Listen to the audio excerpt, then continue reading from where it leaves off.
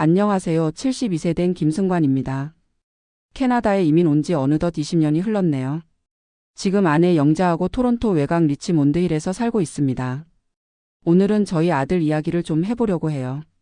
정말 어이없고 기가 막힌 일이 있었거든요. 저희는 한국에서 그리 잘 사는 편은 아니었어요. 저는 중소기업 생산직에서 25년을 일했고 아내도 공장에서 일했죠.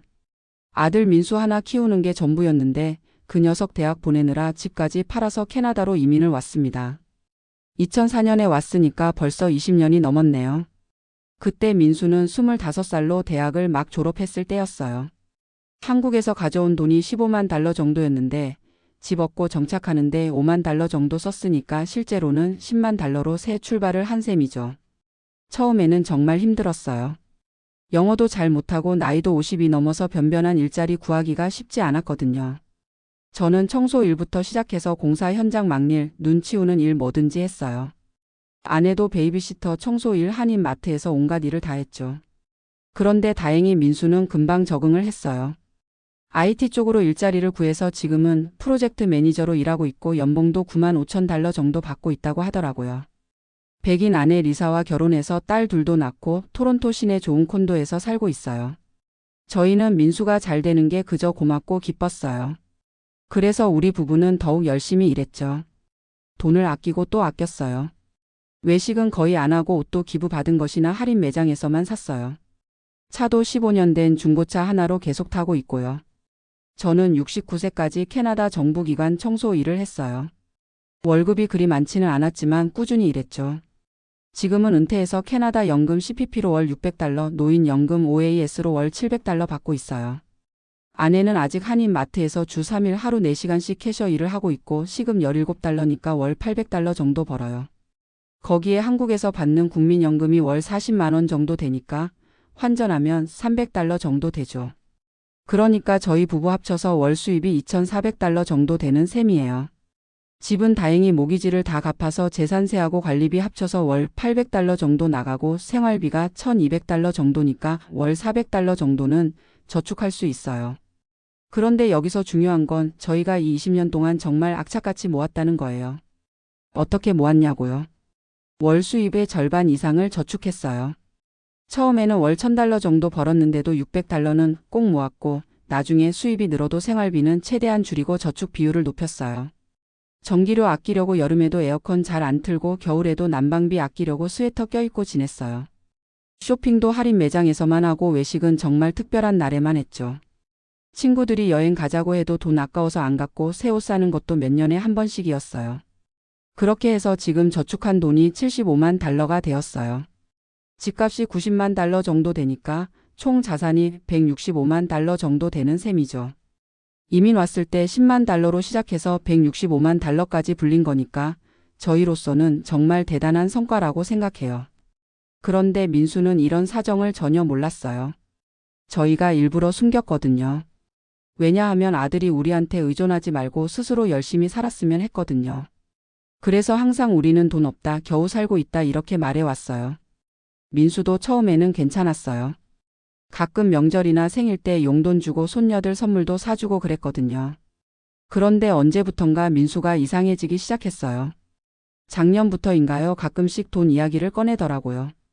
아빠 요즘 경제가 어려워서 우리도 힘들어 이런 식으로 넌지시 말하는 거예요.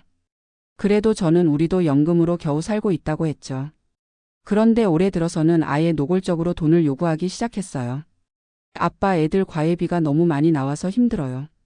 조금만 도와주세요. 엄마 리사가 아파서 병원비가 많이 나왔어요. 3,000달러만 빌려주세요. 처음에는 정말 어려운가 보다 하고 몇 번 도움을 줬어요. 1,000달러, 2,000달러 이런 식으로요. 그런데 한 번 주니까 계속 요구하더라고요. 그리고 3개월 전에 정말 기가 막힌 일이 있었어요. 민수가 갑자기 전화를 해서 아빠 저 허리를 다쳐서 수술을 해야 해요. 병원비가 5,000달러 필요해요라고 하는 거예요. 그런데 이상한 게 목소리가 너무 멀쩡한 거예요. 허리를 다쳤다는 사람이 목소리에 아픔이 전혀 없더라고요.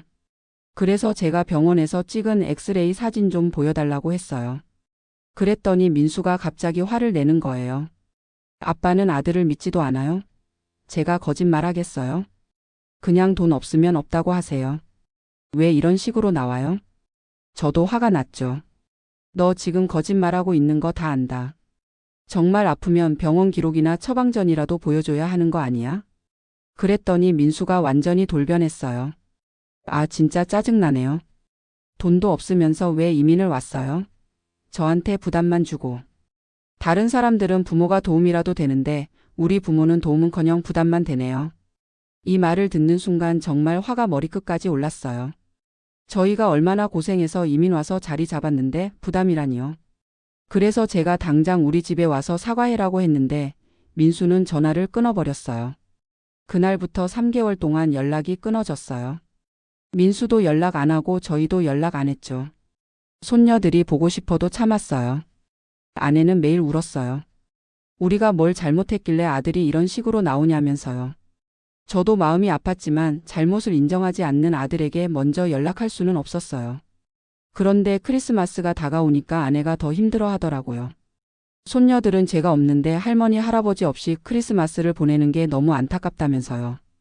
고민 끝에 제가 먼저 민수에게 연락을 했어요. 민수야, 크리스마스이니까 우리 집에 와서 식사나 같이 하자.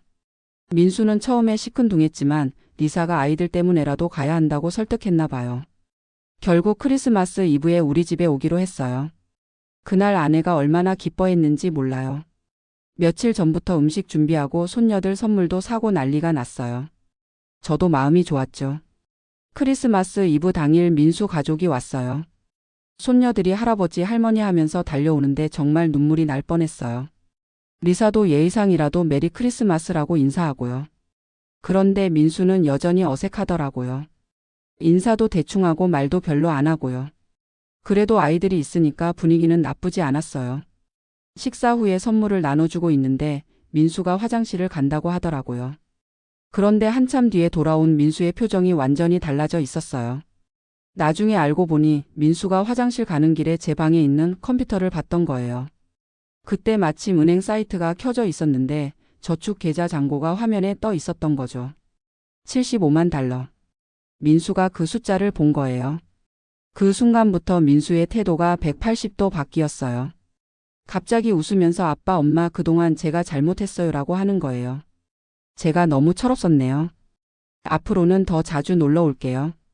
저는 민수가 왜 갑자기 이러나 싶었는데 아내는 아들이 사과한다고 좋아하더라고요. 그날 밤 민수가 돌아간 후에 제가 컴퓨터를 확인해 보니까 은행 사이트 히스토리가 남아 있더라고요. 민수가 제 계좌를 확인한 거였어요. 아, 이제 알겠구나. 75만 달러를 본 거구나. 그래서 갑자기 태도가 바뀐 거구나. 그 다음 날부터 민수가 매일 연락을 하기 시작했어요. 아빠, 오늘 날씨가 추운데 괜찮으세요? 엄마, 무릎은 어떠세요? 병원 가보셨어요? 일주일에 한 번 만나던 게 이제는 거의 매일 연락하고 주말마다 와요. 리사도 갑자기 한국 음식에 관심을 보이고 어머니, 김치 만드는 법 좀 가르쳐 주세요라고 하고요. 그리고 한 달 후에 민수가 본색을 드러냈어요. 아빠, 엄마, 사실 제가 말씀드리고 싶은 게 있어요. 요즘 부모님들이 미리 상속 계획을 세우시더라고요. 세금 문제도 있고 미리 준비해 두는 게 좋다고 하던데요. 아, 이제 나왔구나. 상속 이야기를 꺼내는구나. 저는 바로 알아차렸지만 모르는 척했어요. 상속이 무슨 상속이야? 우리가 뭐 그렇게 많이 가진 게 있나? 그랬더니 민수가 아니에요. 집도 있고 저축도 좀 있으시잖아요 라고 하는 거예요. 저축이 얼마나 있는지 알고 있냐? 고 물어봤더니 민수가 머뭇거리면서 아니에요, 그냥. 부모님께서 평생 절약하시며 사셨으니까 어느 정도는 있을 거라고 생각했어요. 거짓말하고 있는 게 뻔뻔한데도 끝까지 발뺌을 하더라고요. 그 다음 주에 민수가 또 왔는데 이번에는 아예 노트북을 가져왔어요. 아빠, 제가 인터넷에서 찾아봤는데 캐나다에서는 상속세가 없어요. 대신 캐퍼털 그램 AIN 텍스가 있는데 미리 준비하면 절세할 수 있대요. 그리고 요즘은 LIVIN 그램 트러스트라는 것도 있어서 살아계실 때 미리 신탁으로 만들어두면 나중에 복잡한 절차 없이 바로 상속할 수 있대요. 이 녀석이 벌써 상속 공부를 다 해온 거예요. 그때 제가 확실히 알았죠. 민수가 3개월 전에 왜 그렇게 화를 냈는지, 왜 갑자기 태도가 바뀌었는지. 결국 돈 때문이었구나. 저는 화가 났지만 참았어요. 대신 민수를 시험해 보기로 했어요. 민수야, 그런데 그 돈을 다 너한테 줄 거라고 생각하냐? 민수가 깜짝 놀라면서 아니에요. 그런 게 아니라. 아니다. 솔직히 말해봐. 너 우리 돈이 얼마나 있는지 알고 있지? 그제서야 민수가 고백했어요. 죄송해요. 지난번에 화장실 가다가 우연히 봤어요. 그런데 75만 달러가 있는 줄 몰랐어요. 그래서 갑자기 효자 노릇하는 거야? 아니에요, 아빠. 정말 그때 제가 잘못 생각했어요. 부모님께서 이렇게 많이 모으신 줄 몰랐어요. 그래, 우리가 얼마나 고생해서 모은 돈인 줄 아냐? 그때부터 제가 민수에게 우리가 어떻게 살아왔는지 자세히 말해줬어요. 우리가 이민 와서 20년 동안 어떻게 살았는지 아냐? 너는 대학 졸업하고 바로 좋은 회사 들어갔지만 우리는 50이 넘어서 영어도 못하는데 새로 시작해야 했어. 아빠는 한국에서 25년 동안 생산직 했는데 여기 와서 청소부터 시작했어. 공사장에서 막일도 하고 눈 치우는 일도 했어. 엄마는 베이비시터, 청소, 마트 일 안 해본 게 없어. 지금도 68세인데 마트에서 일하고 있어. 우리가 왜 이렇게 고생했는 줄 아냐? 너 잘 되라고. 너 교육비 때문에 한국에서 집까지 팔고 이민 온 거야. 그런데 우리는 그것도 모자라서 20년 동안 한 달에 $1,000씩 모았어. 어떤 달은 수입의 70%를 저축했어. 외식은 1년에 몇 번 안 했고 옷은 기부받은 것만 입었어. 여행 한 번 제대로 가본 적 없어. 여름에 에어컨 틀기 아까워서 선풍기만 틀고 겨울에 난방비 아까워서 스웨터 껴입고 살았어. 그렇게 해서 10만 달러를 75만 달러로 불린 거야. 이게 얼마나 대단한 일인 줄 아냐? 민수가 그제서야 심각한 표정을 짓더라고요. 그런데 너는 우리가 어렵다고 하니까 돈도 없으면서 왜 이민 왔냐고 했어. 그게 얼마나 상처되는 말인 줄 아냐? 아빠 정말 죄송해요. 제가 너무 철없었어요. 철없었다고? 너 45살이야. 철없다는 나이가 아니야. 그때 아내가 말했어요. 민수야, 우리가 돈을 숨긴 이유가 뭔지 아냐? 너희들이 우리한테 의존하지 말고 스스로 열심히 살기를 바랐기 때문이야. 만약 우리가 처음부터 우리 돈 많다고 했으면 어땠을까? 너희들이 열심히 살았을까? 민수가 대답을 못하더라고요. 그날 이후로 저는 민수에게 분명히 말했어요. 민수야, 이 돈은 우리가 평생 모은 노후 자금이야. 우리가 나중에 아파서 병원비 들고 요양원 들어갈 때 쓸 돈이야. 캐나다 의료 시스템이 무료라고 하지만 실제로는 아닌 거 너도 알잖아. 치과, 안과, 처방약비 다 본인 부담이야. 그리고 요양원 비용이 한 달에 얼마인 줄 아냐? 좋은 곳은 $5,000, $6,000 나가. 우리 둘이 10년만 요양원에 있어도 $100만 달러가 넘게 들어가. 그러니까 이 돈은 내 돈이 아니야. 우리 돈이야. 민수가 네 알겠어요라고 하더라고요. 그런데 며칠 후에 또 와서 그래도 혹시 부모님께서 돌아가신 후에는 제가 물려받을 수 있는 거죠? 라고 묻더라고요. 아, 이 녀석이 아직도 포기를 안 했구나. 민수야, 솔직히 말할게. 지금으로서는 모르겠어. 네? 너 지금까지 어떻게 했는지 우리가 다 봤어. 돈 보기 전에는 3개월 동안 연락도 안 했잖아. 그러다가 돈 보고 나서 갑자기 효자 행세하고. 이런 식으로 하면 우리가 너를 믿을 수 있겠냐? 아빠, 제가 정말 잘못했어요. 앞으로는 달라질게요. 달라진다고? 말로만 하면 뭐해? 행동으로 보여줘. 그때부터 민수가 정말 달라지기 시작했어요. 매주 와서 집안일도 도와주고 아내 병원 갈 때 차로 데려다 주고요. 손녀들도 자주 데려와서 저희가 볼 수 있게 해줘요. 그런데 제가 보기에는 여전히 진심인지 의심스러워요. 계산적인 면이 너무 보이거든요.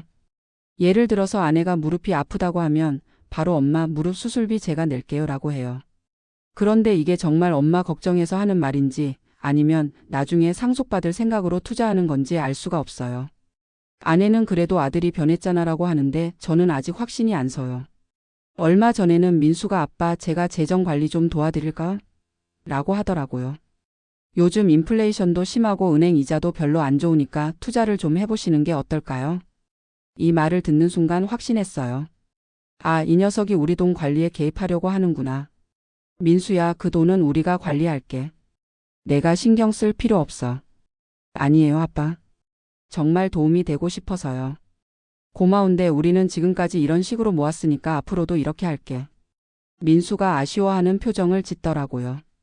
그리고 며칠 전에는 리사가 와서 아버님, 어머님, 혹시 윌류 원장은 작성하셨어요? 라고 묻더라고요. 아, 이제 며느리까지 나서는구나. 아직 안 했어. 그런데 캐나다에서는 유언장이 없으면 정부에서 정한 대로 상속된다고 하던데요. 미리 준비해 두시는 게 좋을 것 같아요. 이 말을 듣고 저는 확실히 알았어요. 민수와 리사가 이미 상속에 대해서 계획을 세우고 있구나. 리사 고마운데 그런 건 우리가 알아서 할게. 그날 밤에 아내와 진지하게 이야기했어요. 영자야, 민수가 정말 변한 것 같냐? 글쎄요.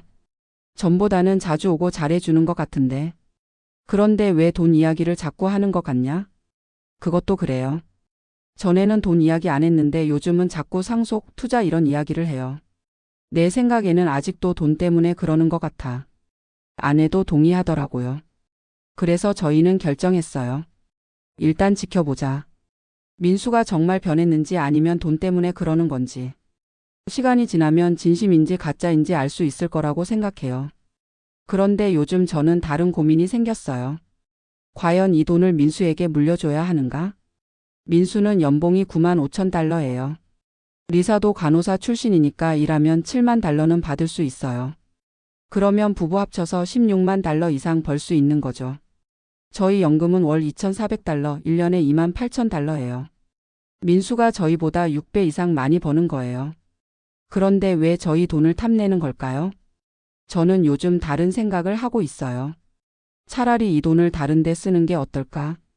예를 들어서 한국의 어려운 사람들 돕거나 캐나다 한인 커뮤니티에 기부하거나 아니면 손녀들 교육비로 신탁을 만들어 두거나 민수에게 주면 어차피 집이나 차 사는 데 쓸 텐데 그게 무슨 의미가 있을까요?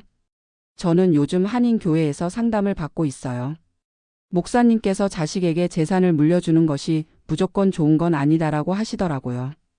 때로는 재산이 자식을 망치기도 한다. 힘들게 번 돈의 소중함을 모르게 된다. 그 말이 맞는 것 같아요.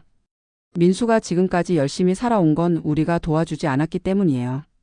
스스로 해야 한다고 생각했으니까요. 그런데 만약 저희가 처음부터 우리 돈 많으니까 걱정하지 말라고 했다면 민수가 지금처럼 열심히 살았을까요? 저는 의심스러워요. 그래서 요즘은 민수에게 이렇게 말해요. 민수야, 우리 돈은 우리가 쓸 거야. 너도 스스로 열심히 살아. 아빠, 그래도 나중에는 나중에 생각해보자. 지금은 확정할 수 없어. 민수가 불안해하는 것 같지만 저는 이게 맞다고 생각해요. 사실 저희도 이 돈이 정말 필요해요. 캐나다에서 나이 들어서 사는 게 만만치 않거든요. 집은 있지만 계단이 있어서 나중에 거동이 불편해지면 바꿔야 할 수도 있어요. 아내 무릎도 안 좋아지고 있고 저도 관절염이 있어요. 요양원 비용도 걱정이고 홈케어 비용도 만만치 않아요. 혹시 치매라도 걸리면 더 많은 돈이 필요하겠죠. 그러니까 이 돈은 정말 저희 노후를 위한 돈이에요. 민수가 상속받을 돈이 아니라요. 요즘 저는 다른 이민자 분들과도 이런 이야기를 많이 해요. 대부분 비슷한 경험이 있더라고요. 어떤 분은 아들이 집 계약금이 부족하다고 해서 10만 달러를 빌려줬는데 갚지를 않는다고 하더라고요. 나중에 상속받을 돈에서 빼면 된다고 한다는 거예요. 또 어떤 분은 딸이 사업한다고 해서 20만 달러를 투자했는데 사업이 망해서 다 날렸다고 해요. 그런데 딸은 어차피 부모님 돈인데 뭐라는 식으로 반응한다고 하더라고요. 이런 이야기들을 들으면서 제가 더 확신하게 됐어요. 자식들에게 재산을 미리 알려주거나 기대를 주면 안 되겠구나. 그래서 저는 이제 민수에게 분명히 말해요. 이 돈은 내가 기대할 돈이 아니야. 우리 노후 자금이야. 혹시 나중에 우리가 다 쓰고도 남으면 그때 생각해보자. 하지만 지금으로서는 너한테 줄 계획이 없어. 민수가 실망하는 것 같지만 이게 현실이에요. 그리고 저는 민수에게 이런 말도 했어요. 민수야, 내가 정말 우리를 사랑한다면 돈 이야기하지 마. 우리 건강 걱정하고 자주 와서 얼굴 보여주고 손녀들과 함께 와서 즐거운 시간 보내자. 돈 이야기만 안 나오면 우리도 내가 진심으로 변했다고 믿을 수 있어. 하지만 계속 돈 이야기를 하면 우리는 내가 돈 때문에 그러는 구나라고 생각할 수밖에 없어. 이 말을 듣고 민수가 알겠어요라고 하더라고요. 그 이후로는 정말 돈 이야기를 안 해요. 그런데 가끔 눈빛을 보면 아직도 포기 안 한 것 같아요. 리사도 마찬가지예요. 겉으로는 아무 말 안 하지만 가끔 어머님 건강하게 오래 사세요라고 할 때 뭔가 이상한 느낌이 들어요. 건강하게 오래 살라는 게 진심인지 아니면 빨리 돌아가셔서 상속받고 싶다는 뜻인지 모르겠어요. 그래서 저는 요즘 일부러 더 건강하게 지내려고 노력해요. 운동도 하고 건강한 음식도 먹고요. 아내에게도 우리 오래 살자. 이 돈 우리가 다 쓰고 가자라고 말해요. 사실 75만 달러면 저희가 90세까지 살아도 충분해요. 요양원비 포함해서 계산해도 부족하지 않아요. 그러니까 민수가 기대할 필요가 없는 거죠. 요즘 저는 이런 생각을 해요. 자식 때문에 평생 고생하며 모은 돈을 스트레스 받으면서 지켜야 하나? 차라리 이 돈으로 저희가 좀 더 편하게 살면 안 될까? 지금까지 너무 절약하며 살았으니까 이제는 좀 써도 되지 않을까? 그래서 요즘은 가끔 외식도 하고 아내 옷도 사주고 있어요. 여행도 한번 가보려고 계획 중이에요. 민수가 아빠 돈 아껴서 뭐해요? 좀 쓰시지라고 하면 정말 아이러니해요. 진심으로 하는 말인지 빨리 써버리라는 뜻인지 모르겠어요. 그래도 저는 이제 마음을 정했어요. 이 돈은 저희 돈이에요. 저희가 행복하게 쓸 거예요. 민수가 정말 변했다면 돈과 상관없이 변한 거겠죠. 그러면 나중에 진짜 여유가 있을 때 도움을 줄 수도 있어요. 하지만 계속 돈 때문에 그러는 거라면 한 푼도 줄 생각이 없어요. 요즘 손녀들이 올 때가 제일 기뻐요. 할아버지 할머니 사랑해요라고 할 때는 정말 진심이 느껴져요. 그 아이들은 아직 돈이 뭔지도 모르잖아요. 순수하게 저희를 좋아해 주는 거죠. 그래서 저는 손녀들을 위한 교육 신탁을 만들 생각도 하고 있어요. 민수가 받는 게 아니라 손녀들이 직접 받는 거요. 대학 등록금이나 이런 걸로요. 이렇게 하면 손녀들에게는 도움이 되고 민수는 기대할 수 없으니까 좋을 것 같아요. 지금 생각해보면 이 모든 일이 오히려 잘 된 것 같아요. 만약 민수가 계속 모르고 있었다면 저희가 돌아가고 나서야 알았을 텐데 그러면 더 충격이었을 거예요. 지금이라도 알게 되어서 민수의 본성을 확인할 수 있었어요. 그리고 저희도 마음의 준비를 할 수 있었고요. 앞으로 민수가 어떻게 나올지 모르겠지만 저희는 흔들리지 않을 거예요. 이 돈은 저희 것이고 저희가 결정할 거예요. 자식은 부모 재산을 당연하게 생각하면 안 돼요. 부모도 자신의 노후를 위해 돈을 쓸 권리가 있어요. 저희는 지금까지 민수 때문에 희생하며 살았어요. 이제는 저희를 위해 살 거예요. 75만 달러가 있다고 해서 민수에게 다 줘야 하는 건 아니잖아요. 저희가 벌고 저희가 모은 돈인데 저희가 쓰는 게 당연한 거죠. 요즘 저는 다른 시니어 분들에게도 이런 조언을 해요. 자식들에게 재산을 미리 알리지 마세요. 기대를 주면 나중에 더 힘들어져요. 그리고 노후 자금은 절대 미리 주지 마세요. 나중에 정말 필요할 때가 있어요. 저희 같은 경우가 좋은 예인 것 같아요. 만약 저희가 민수 말에 넘어가서 돈을 미리 줬다면? 지금쯤 민수는 더 큰 집으로 이사가고 저희는 나중에 아플 때 돈이 없어서 고생했을 거예요. 그러니까 시니어분들 본인 돈은 본인이 지키세요. 자식들이 아무리 좋은 말로 깨어도 넘어가지 마세요. 진짜 효도는 돈과 상관없어요. 부모님 건강 챙기고 자주 찾아뵙고 즐거운 시간 보내드리는 게 효도예요. 돈 이야기하는 자식은 진짜 효도가 아니에요. 저는 이제 마음이 편해졌어요. 민수가 어떻게 나와도 흔들리지 않을 거예요. 75만 달러는 저희 노후 자금이에요. 저희가 행복하게 쓸 거예요. 그게 맞는 거예요.